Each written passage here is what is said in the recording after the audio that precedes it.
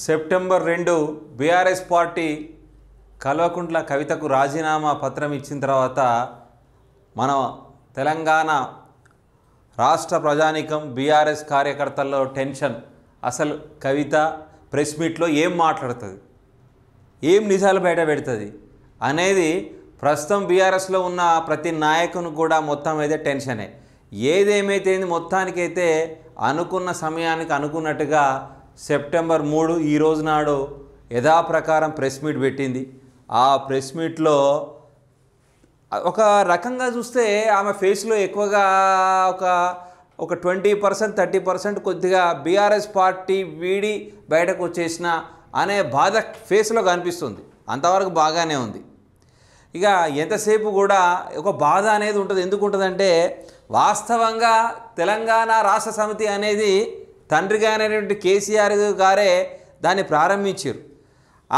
వాళ్ళ తండ్రి గారు వాళ్ళ కుటుంబ పార్టీ అది యాక్చువల్గా. ఆ పార్టీలో నుంచి మొత్తానికైతే తండ్రే బహిష్కరించడం అనేది ఒక బిడ్డగా అంత పెద్ద సమస్యను ఫేస్ చేయడం అనేది కొద్దిగా ప్రాబ్లమే. ఏదేమైతే దాదాపుగా మొత్తానికైతే ప్రెస్ మీట్లో మాత్రం సంచలనంగా చాలా ఆసక్తికరమైన విషయాలు మాట్లాడడం అనేది జరిగింది. అసలు ఏం మాట్లాడిందంటే ఎక్కువగా మరి హరీష్ రావు గారి పేరు మాత్రం చాలా ఎక్కువగా ప్రస్తావన తీసుకొచ్చింది. తర్వాత సంతోష్ గారి పేరు ప్రస్తావన తీసుకురావడం అనేది జరిగింది. అన్న రామన్న జర వీళ్ళతోని జర జాగ్రత్తనే, ఈరోజు నా పని అయింది రేపు నీ పని అవుతుంది అనే విధంగా ఈ విధమైనటువంటి మాటలు మాట్లాడడం అనేది జరిగింది. ఇక హరీష్ రావు గారు గురించి అయితే సుమారుగా సుదీర్ఘంగా ఆయన చేసినటువంటి తప్పిదనాలు మొత్తం కూడా చెప్పడం కూడా జరిగింది. 2000 సంవత్సరంలో తెలంగాణ పార్టీ స్థాపించినప్పుడు కూడా అసలు తెలంగాణ పార్టీ అనేది ఆవిర్భవించి పైకి పోతుందనే నమ్మకం హరీష్ రావుకు లేదు. మరి ఆ పార్టీ వాళ్ళు ₹1 కోటి ఇస్తే మనం వ్యాపారము ఏదో ఒకటి చేసుకుందాం అనే ధోరణిలో ఉన్నాడు. కానీ పార్టీ స్థాపించినాక కూడా 8-9 నెలల తర్వాతనే హరీష్ రావు గారి యొక్క పాత్ర ఉంది. రాగానే ఆ మహానుభావుడికి యువజన శాఖ మంత్రి పదవి ఇచ్చి మళ్ళా స్థానికంగా ఎమ్మెల్యేని చేసి అన్ని రకాలుగా ఆయన నడుచుకోవడం అనేది జరిగిందని చెప్పేసి హరీష్ రావు మీద వాడి వేడిగా చర్చ మాత్రం చేయడం అనేది జరిగింది. ఇలా చెప్పుకుంటూ పోతే ఈరోజు ఒక తెలంగాణ ఆడబిడ్డగా తెలంగాణ జాగృతి మహిళగా ఎన్నో రకాలైనటువంటి సేవా కార్యక్రమాలు చేసిన, ప్రతి ఉద్యమంలో కూడా నేను పాల్గొన్నా. మరి నన్ను మా నాన్నగారు ఎంతో గౌరవించారు. నన్ను ఎమ్మెల్సీగా ఎంపీగా చేసి కూడా ఢిల్లీ దాకా నా ప్రయాణాన్ని సాగించాడు. ఇట్లా కొన్ని బీఆర్ఎస్లో ఉన్నటువంటి జ్ఞాపకాలను నెమరువేస్తూ ప్రెస్ మీట్లో చాలా ప్రభావవంతంగా మాట్లాడడం అనేది జరిగింది. ఏది ఏమైనా కానీ మరి ఇక్కడ ప్రధానంగా హరీష్ రావు, సంతోషు, ఇతర నాయకులు వాళ్ళ అవినీతి వల్లనే ఆ అవినీతి అనేది ఎక్కువగా జరిగిందని చెప్పేసి చెప్పడం జరిగింది. మరి కేటీఆర్ గారు అవినీతి చేయలేదా? పోనీ కేసీఆర్ గారు అవినీతి చేయలేదా? సరే మీరు చేయలేదా? మరి అందరికందరూ కూడా అవినీతి ఏది అనకొండలాగానే ప్రవర్తించడం జరిగింది. కాబట్టి ఈరోజు ప్రజలలో ఇంత వ్యతిరేకత వచ్చింది. పార్టీ మూడోసారి మనగడ లేకుండా పోయింది. పార్టీ అనేది మూడోసారి ఎందుకు లేదు అంటే కొద్ది కొద్దిగా మీరు చేసినటువంటి ప్రతి పనులు కూడా బయటకు రావడం అనేది జరిగింది. జరగడం వల్లనే ప్రధానంగా తెలుసుకోవడం అనే ప్రజలు చైతన్యవంతమై సోషల్ మీడియా వల్ల, యూట్యూబ్ ఛానళ్ళ వల్ల చాలా మటుకు వాళ్ళ యొక్క ప్రభావం వల్ల బీఆర్ఎస్ యొక్క నిజస్వరూపం అని బయటకు వచ్చింది.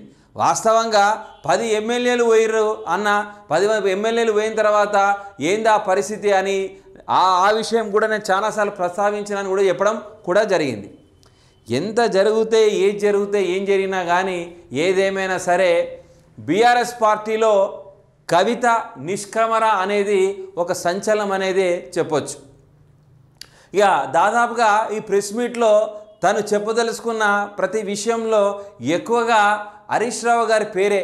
ఆయన వల్లనే ఎన్నో రకాల పార్టీలో ఎన్నో రకాల మనస్పర్ధలు కానీ, పార్టీ అనేది దిగజారిపోవడం కానీ, పార్టీకి ప్రతిష్ట భంగం అంతా కూడా జరిగింది. ముఖ్యమైన కారకుడు హరీష్ రావు గారు, సంతోష్ రావు గారు వీళ్ళ యొక్క ప్రభావం వల్లనే పార్టీకి గతి పట్టింది, వీళ్ళ వల్లనే వీళ్ళు మనుషులను చాలా వరకు మార్చేస్తారని ఈ విధమైనటువంటి ఇక తన లోపల ఉన్నటువంటి అంతా కూడా కక్కాస్ అంతా కూడా మొత్తం కూడా బయటకు చెప్పడం కూడా జరిగింది. ఏది ఏమైనా సరే చివరి కంక్లూజన్ ఏమి ఇచ్చిందంటే, నేను తెలంగాణ ఆడబిడ్డను, నేను ప్రజల పక్షాన ఉంటా, ప్రజల కోసం ఉద్యమిస్తా అని మొత్తానికి అయితే చెప్పడం అయితే జరిగింది. ఇక ఎన్నో రకాల బీఆర్ఎస్ పార్టీ యొక్క భాగవతాలు కూడా ఎంత చెప్పాలనో అంత చెప్పింది. కానీ ఇన్ని చెప్పినాక కూడా ఎక్కువగా ఈ ప్రస్థానంలో ప్రధానంగా సిద్దిపేట ఎమ్మెల్యే హరీష్ రావు గారి పేరే ఎక్కువగా వినపడ్డది. మరి ఈ ప్రెస్ మీట్ విన్న హరీష్ రావు గారు మళ్ళీ తిరిగి ప్రెస్ మీట్ పెట్టడా అనేది వేచి చూడాలి. ఎందుకంటే ఇక్కడ ప్రధానమైనటువంటి వ్యక్తి తన వల్లనే ఇంత అవినీతి జరిగింది, కాళేశ్వరం అవినీతైనా ఏ అవినీతైనా చాలా రకాలైనటువంటి స్కాములు కూడా అన్నీ జరిగినాయి. మా నాన్న పేరు చెప్పుకోవాలి, మా నాన్న దేవుళ్ళ లాంటి మనిషి, ఆయన పేరు చెప్పాలి, అందరూ పబ్బం గడుపుకోవాలి అనే విధంగా అందరు నాయకులు ప్రవర్తించిర్రు. తిరిగి వస్తే నేను మంచి చేద్దానం పోతే కూడా నన్ను కూడా పార్టీ నుంచి తీసేసిర్రు, పార్టీని అప్రతిష్ట పాలు చేసిర్రు అని ఈ ప్రెస్ మీట్లో దాదాపుగా తన యొక్క మనోవేదన, పార్టీ నుంచి విడిపోయిన మనోవేదన చెప్పడం కూడా జరిగింది.